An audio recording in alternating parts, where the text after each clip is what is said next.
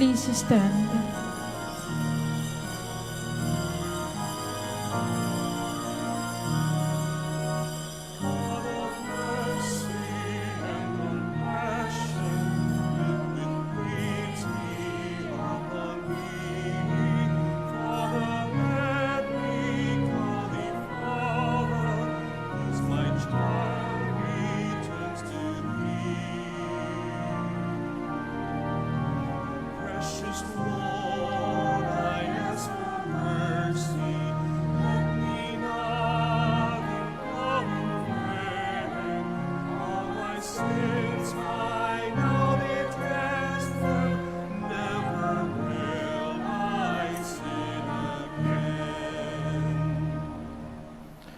In the name of the Father, and of the Son, and of the Holy Spirit. Amen. The grace of our Lord Jesus Christ, and the love of God, and the communion of the Holy Spirit be with you all. And with your spirit. Magandang maga po sa inyo lahat, and welcome to the Minor Basilica and Parish of Our Lady of the Rosary of Manaoag. My dear brothers and sisters, let us acknowledge our sins, and so prepare ourselves to celebrate the sacred mysteries.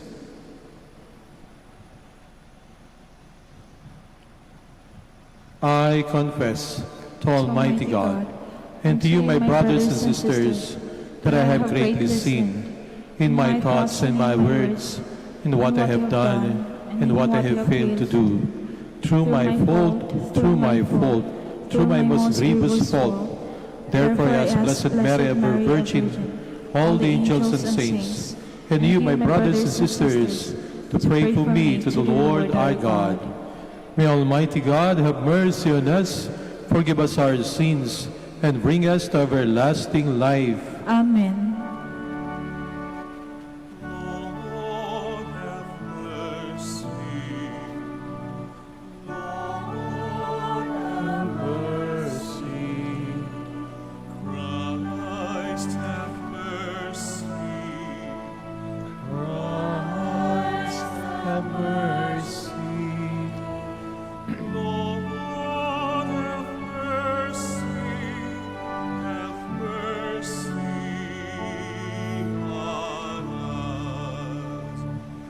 Lord, have mercy.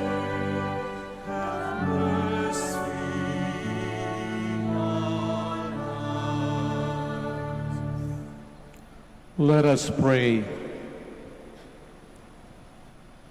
By your help, we beseech you, Lord our God, may we walk eagerly in that same charity with which, out of love for the world, your Son handed himself over to death.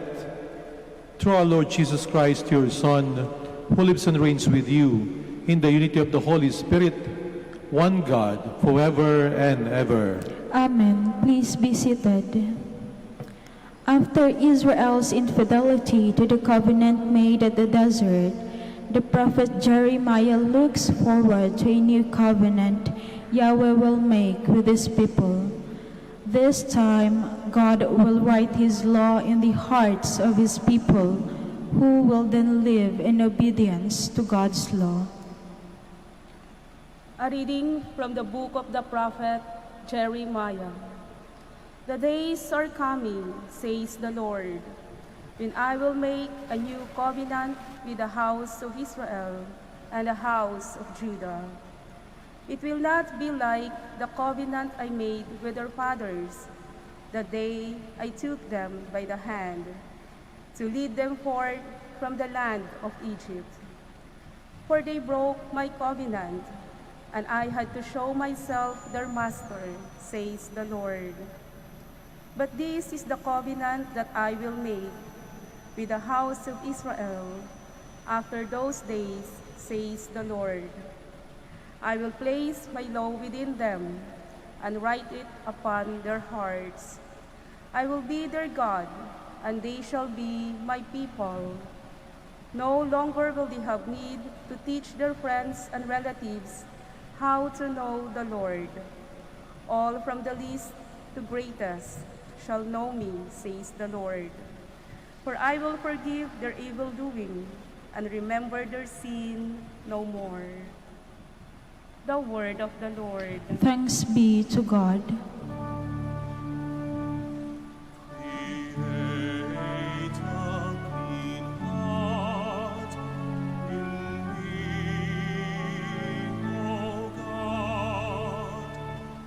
Create a clean heart in me, O God. Have mercy on me, O God, in your goodness. In the greatness of your compassion, wipe out my offense. Thoroughly wash me from my guilt, and of my sin cleanse me. Create a clean heart in me, O God. A clean heart create for me, O God, and a steadfast spirit renew within me.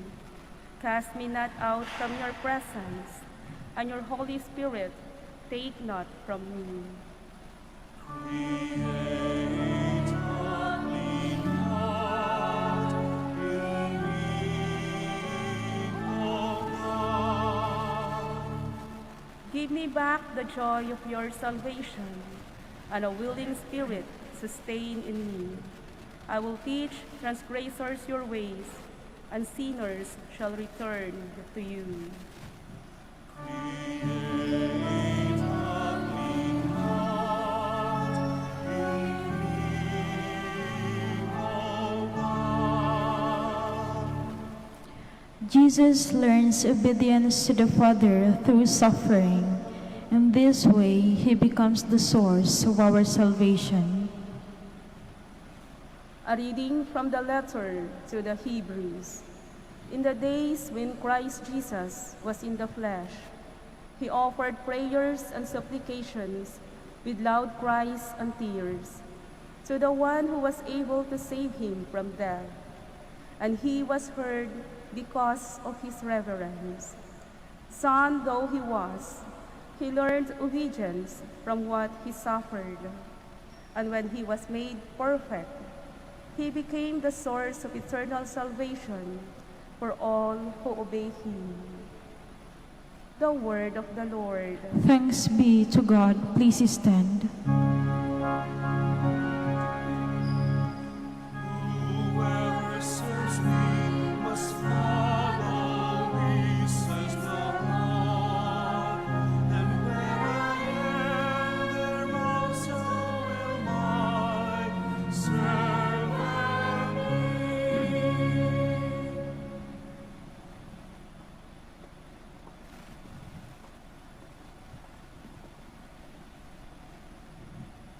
The Lord be with you. And with your spirit. A reading from the Holy Gospel according to John. Glory to you, O Lord.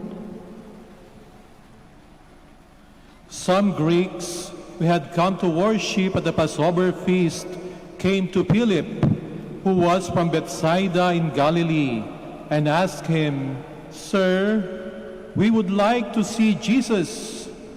Philip went and told Andrew. Then Andrew and Philip went and told Jesus. Jesus answered them, "The hour has come for the Son of Man to be glorified. Amen, amen, I say to you, unless a grain of wheat falls to the ground and dies, it remains just a grain of wheat. But if it dies, it produces much fruit. Whoever loves his life loses it, and whoever hates his life in this world will preserve it for eternal life. Whoever serves me must follow me, and where I am, there also will my servant be. The Father will honor whoever serves me. I am troubled now, yet what should I say? Father, save me from this hour? But it was for this purpose that I came to this hour. Father, glorify your name. Then a voice came from heaven. I have glorified it and will glorify it again. The crowd there heard it and said it was thunder. But others said, an angel has spoken to him. Jesus answered and said, this voice did not come for my sake, but for yours. Now is the time of judgment on this world. Now the ruler of this world will be driven out, and when I am lifted up from the earth, I will draw everyone to myself. He said this, indicating the kind of death he would die. Mothers, sisters, and brothers, the Gospel of the Lord. Praise to you, Lord Jesus Christ. Please be seated. Mga minamahal na kapatid sa ating Panginoong Jesucristo, ano po ang iba't ibang pamamaraan upang makilala natin ang isang tao? Ang una nating ginagawa upang makilala natin ang isang tao ay hinahanapan natin ng identification card, ng ID. Doon ay malalaman natin ang kanyang pangalan, ang edad, ang kanyang address, maaaring kung saan company siya nagtatrabaho. Pero kung gusto pa natin ng mas maraming impormasyon, alam natin na kapag tayo halimbawa ay nag-a-apply ng trabaho, hinihingan po tayo ng biodata o curriculum vitae. Dito'y nakalagay na kung saan tayo nag-aral, sinong ating mga magulang, ilan tayong magkakapatid, saan-saan tayo nakatapos ng pag-aaral, anong paaralan, saan-saan na ang company na iyong pinaglingkuran, anong iyong mga experiences, ano ang iyong talents, skills. So mas maraming impormasyon na ang makikita tungkol sa iyo. Pero pwede na po ba nating sabihin na sapat na yon? Kilala na kita sapagkat alam ko kung saan ka lumaki, ano ang natapos mo.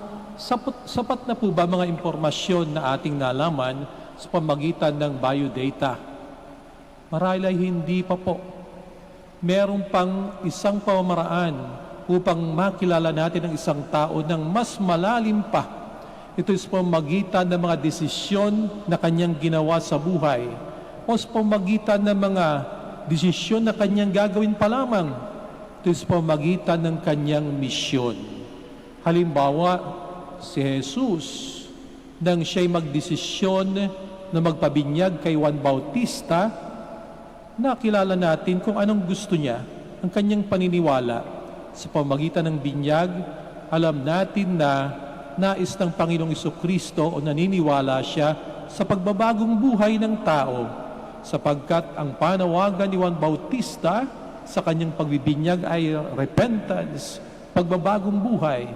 Ngayon ikaw ay nagpabinyag, sa makatuwid naniniwala ka na ang tao ay kailangan magbagong buhay. Nang magdesisyon ng ating Panginoong Jesucristo sa kasalan sa Kana, kung saan naubusan sila ng alak, pero mahimala, no? Nagkaroon ng alak. Naniniwala ang ating Panginoong Jesucristo sa pagmamalasakit sa kapwa, na yung mga kinasal hindi dapat mapahiya, no? Naniniwala ang ating Panginoong Jesucristo sa dignidad ng tao. Huwag mong ipapahiya, no? Yun ang kanyang ginawa. Ngayon naman sa ating Ebanghelyo, may tinuturo ang ating Panginoong Jesucristo na desisyon na kanyang gagawin. Ang sabi niya, maliban na lamang na ang butil ng trigo ay mahulog sa lupa at mamatay, ba ito'y mananatiling nag-iisa. Pero kung mamatay man yung butil ng trigo, ito'y magdudulot ng napakaraming bunga, ang tugod ng ating Panginoon. Sinabi niya ito sapagkat merong mga Griego, no, na lumapit sa mga alagad at nais nilang makita ang ating Panginoong Jesucristo. Nais nilang makita si Jesus hindi lamang para i-congratulate siya sapagkat siya ay tanyag, no? Siya ay kilala na gumagawa ng maraming himala. Sila'y lumapit upang makita si Jesus, hindi lang para magpa-autograph dahil sila'y fans na ng ating Panginoong Jesucristo. Sila'y lumapit sa mga alagad upang makita si Jesus, upang sa ganoon ay tuwiran at malaliman nilang makita kung sino si Jesus. Siya ba ang tagapagligtas? Siya ba ang inaasahan na Mesiyas? Nais lang malaman ang pagkatao ng ating Panginoon. At ang sagot ng ating Panginoong Jesucristo ay tungkol sa kanyang napipintong kamatayan. Next week, susunod na mga araw, napakalapit na ng mahal na araw kung saan ating gugunitain ang pagpapakasakit at kamatayan ng ating Panginoong Jesucristo. At ipinapakilala ng ating Panginoong Jesucristo ang kanyang sarili doon sa mga taong naghahanap sa kanya na nais siyang makita sa pamamagitan ng kamatayan na kanyang gagampanan. Kapag pinag-usapan po ang kamatayan, lalo na kung sarili nating kamatayan ang ating pag-uusapan, mukhang hindi po tayo ganong komportable dyan. Alam natin yung iba mamamatay, pero parang napakahirap isipin na ako'y mamamatay. Pag-usapan yung kamatayan ng iba, okay. Pero kung pag-uusapan natin ang sarili nating kamatayan, parang ibang pakiramdam, hindi tayo komportable. Bakit po ganon? Sapagkat hindi natin alam kung kailan tayo mamamatay. Walang nakakaalam. Mamaya, bukas, sa isang buwan, sa isang taon, habang bata pa ba o kapag ka matandang-matanda na, di natin alam kung kailan. Hindi rin po natin alam kung paano, sa pamamagitan ba ng sakit, sa pamamagitan ba ng aksidente, sa pamamagitan ba ng natural death. Di natin alam kung paano tayo mamamatay. Hindi rin natin alam kung anong mangyayari doon sa ating mga mahal sa buhay na ating may iwanan. Nako, pag ako'y namatay, paano na lang sila? Okay pa ba ang buhay nila? Maghihirap ba sila?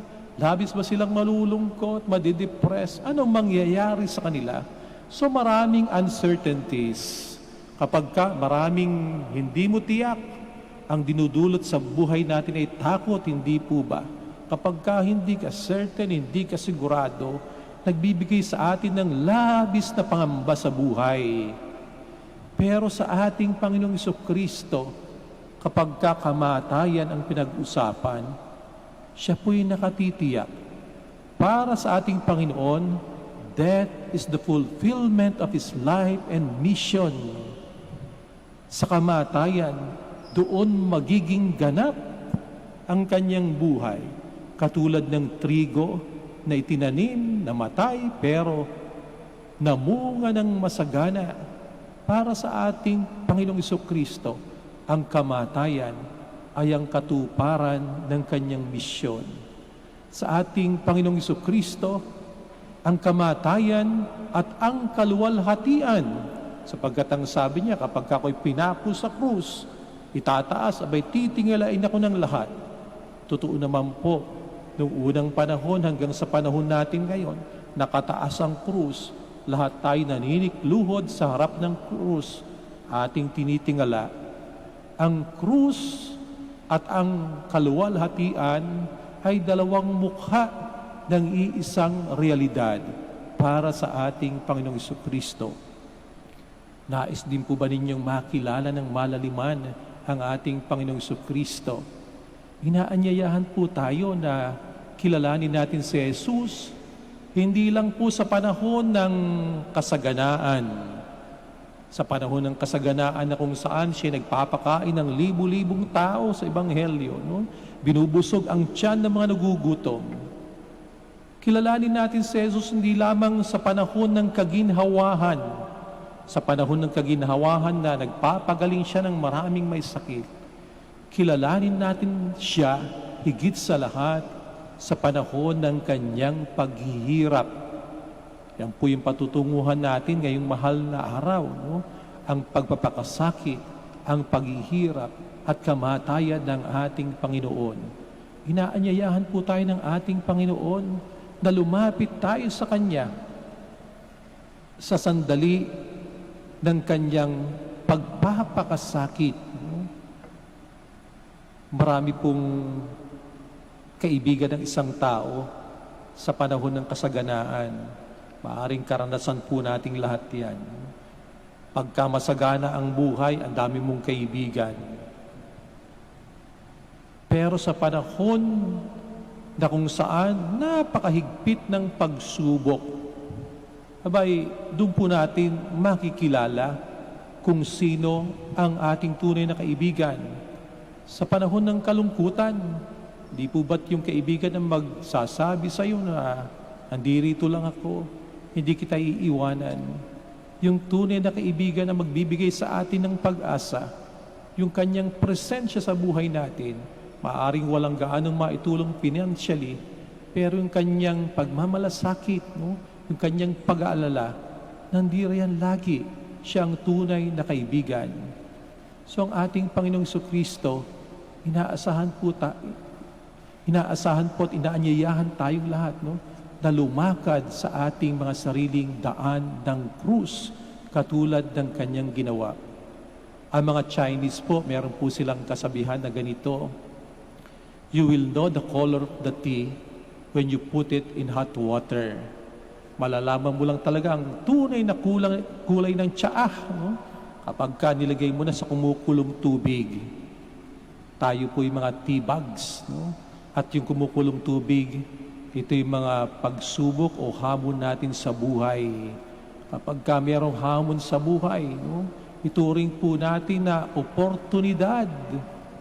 Kapag ka may problema, crisis, ituring natin mga pagkakataon upang sa ganon maipakita natin ang ating tunay na sarili, ang ating tunay na kulay. Tayo ba yung taong susuko? Tayo ba yung taong magtatago? Tayo ba yung taong mawawala na lamang, no? Kapag ka nandiriyan ang pagsubok? O tayo yung taong matatag, no? At haharapin kung ano man ang hamon sa buhay bilang pagkakataon na matuto pa, bilang pagkakataon na lumago pa at maging malakas, no? Sabi nga nila, yung hindi makakamatay sa iyo, magpapalakas sa iyo. Ang ating Panginoong Jesucristo ay dakila, hindi sa panahon ng kanyang kasikatan. Si Jesus ay dakila, hindi sa panahon ng pinapakita niyang kanyang kapangyarihan.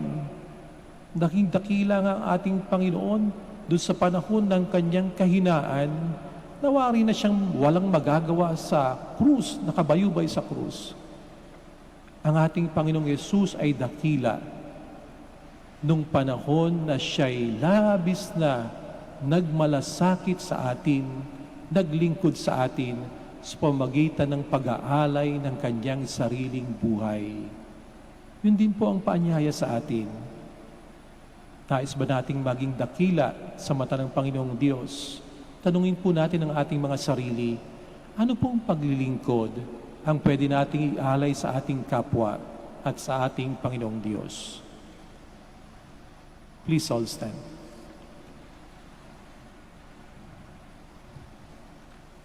Together, let us profess our faith. I believe in God, the Father Almighty, Creator of heaven and earth, and in Jesus Christ, His only Son, our Lord, who was conceived of the Holy Spirit, born of the Virgin Mary, suffered under Pontius Pilate, was crucified, died, and was buried. He descended into hell. On the third day He rose again from the dead. He ascended into heaven and is seated at the right hand of the Father Almighty. From there He will come again to judge the living and the dead. I believe in the Holy Spirit, the Holy Catholic Church, the communion of saints, the forgiveness of sins, the resurrection of the body, and life everlasting. Amen. Let us ask the Heavenly Father to help us be like Christ, His Son, who loves the world and who died for our salvation.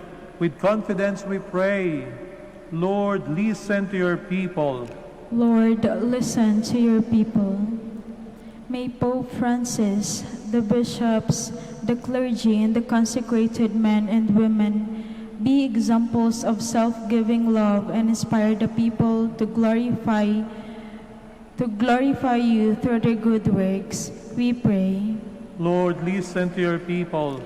Inspire our government officials to build a world of peace and goodness and show concern for the good of all. We pray. Lord, listen to your people. Make our love grow deeper every day so that we may share with others their joys and sorrows. We pray. Lord, listen to your people. Keep us from all harm and diseases, especially from the COVID-19, so that we may continue to love harmoniously. We pray. Lord, listen to your people. Grant that our beloved dead may be reborn to a new life in you and rejoice forever in the vision of your glory. We pray. Lord, listen to your people. Let us pray for the urgent concerns of our community and our personal intentions.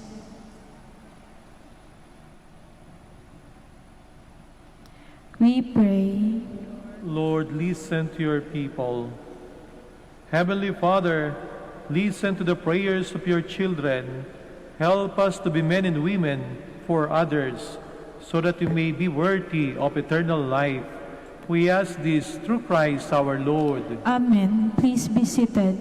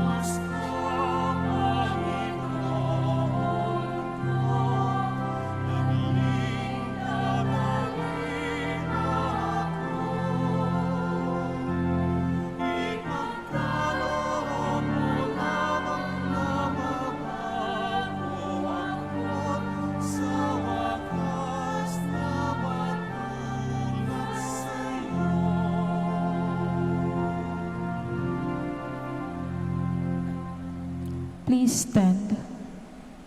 Pray, my dear brothers and sisters, that my sacrifice and yours may be acceptable to God, Almighty Father. May the Lord accept the sacrifice at your hands for the praise and glory of his name, for our good and the good of all his holy church. Hear us, Almighty God, and having instilled in your servants the teachings of the Christian faith, graciously purify them by the working of this sacrifice through Christ our Lord. Amen. The Lord be with you. And with your spirit. Lift up your hearts. We lift them up to the Lord. Let us give thanks to the Lord our God. It is right and just. It is true, right, and just, our duty and our salvation, always and everywhere to give you thanks. Lord, Holy Father, Almighty and eternal God, through Christ our Lord. For us true men, he wept for Lazarus his friend, and as eternal God raised him from the tomb, just as taking pity on the human race, he leads us by sacred mysteries to new life. Through him the host of angels adores your majesty and rejoices in your presence forever. May our voices, we pray, join with theirs in one chorus of exultant praise as we acclaim.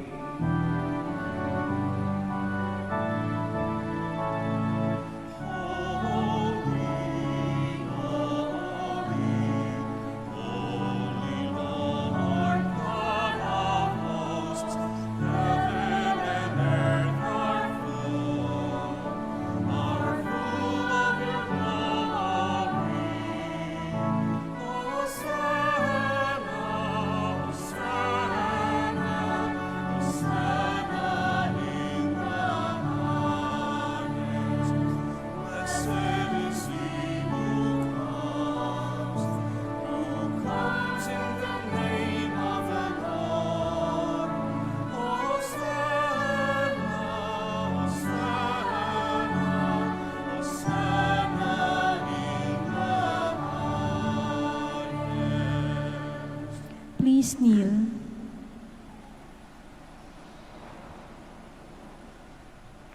You are indeed holy, O Lord, the fount of all holiness. Make holy, therefore, these gifts, we pray, by sending down your Spirit upon them like the dewfall, so that they may become for us the body and blood of our Lord Jesus Christ. At the time he was betrayed and entered willingly into his passion, he took bread, and giving thanks, broke it, gave it to his disciples, saying, "Take this, all of you, and eat of it, for this is my body, which will be given up for you."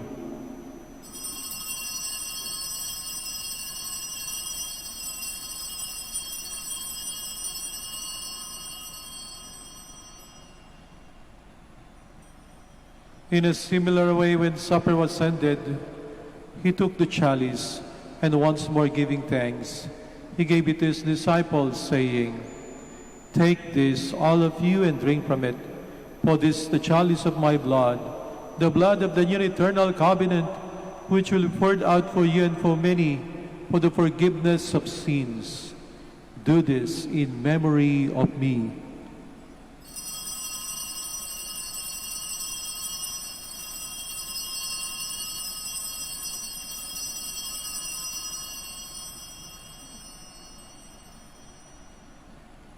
The mystery of faith. Save us, Savior of the world. For by your cross and resurrection, you have set us free. Therefore, as we celebrate the memorial of his death and resurrection, we offer you, Lord, the bread of life and the chalice of salvation, giving thanks that you have held us worthy to be in your presence and minister to you. Humbly we pray that partaking of the body and blood of Christ, we may be gathered into one by the Holy Spirit. Remember, Lord, your church spread throughout the world, and bring her to the fullness of charity, together with Francis our Pope, and Socrates our Bishop, Fidelis his assistant bishop, and all the clergy. Remember also our brothers and sisters who have fallen asleep in the hope of the resurrection, and all who have died in your mercy. Welcome them into the light of your face. Have mercy on us all, we pray, that with the Blessed Virgin Mary, Mother of God, with Blessed Joseph, her chaste spouse, with the blessed apostles and all the saints who have pleased you throughout the ages, we may merit to be co-heirs to eternal life, and may praise and glorify you through your Son, Jesus Christ. Through him, and with him, and in him, O God, Almighty Father, in the unity of the Holy Spirit, all glory and honor is yours, forever and ever.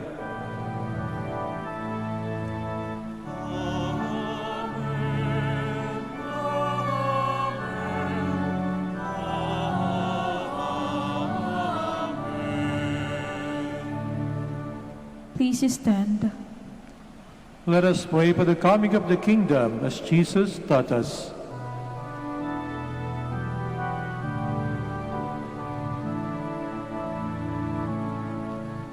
Ama namin, sumasalangit ka, sasambahin ang ngalan mo. Ama sa amin, ang kaharian mo, sundin ang loob mo. Ikaw sa lupa,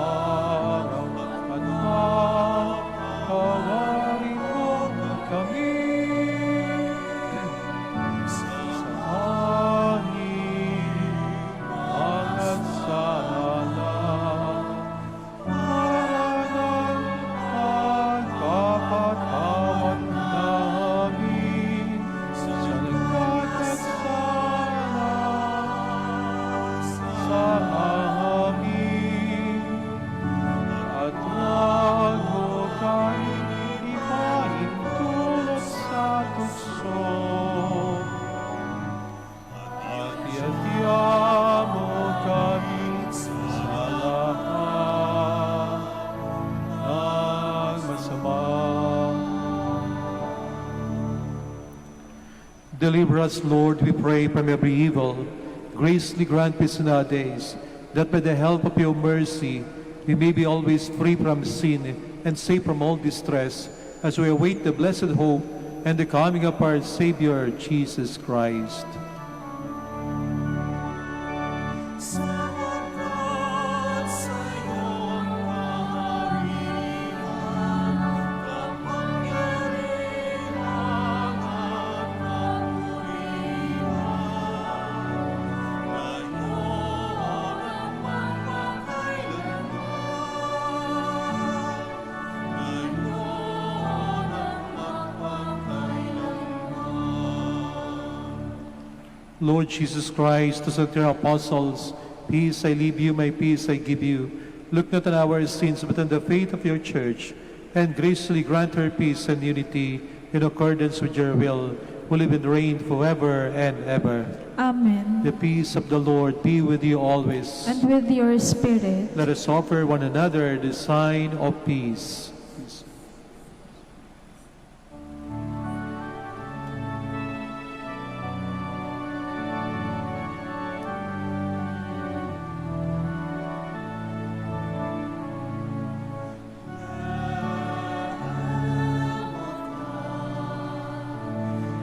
Take away the sins from the world. Have mercy on us. Lamb of God,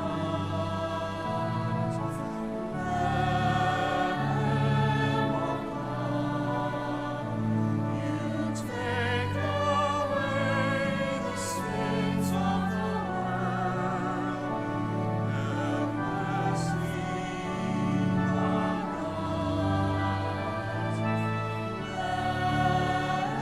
Lamb of God, you take away the sins of the world.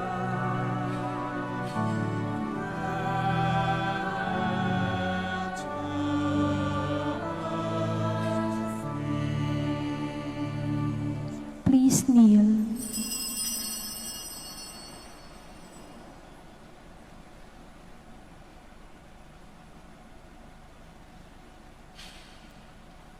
Behold Jesus, the Son of Mary, the Lamb of God who takes away the sins of the world. Happy are those who are called to his supper.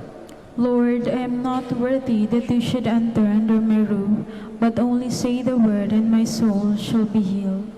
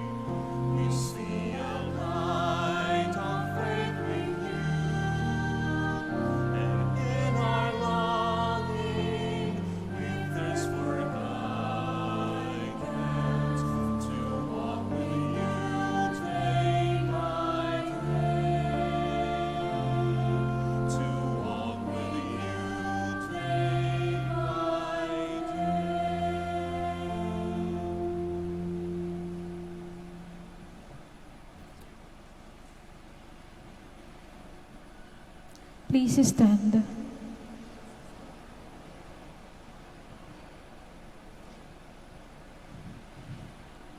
Let us pray.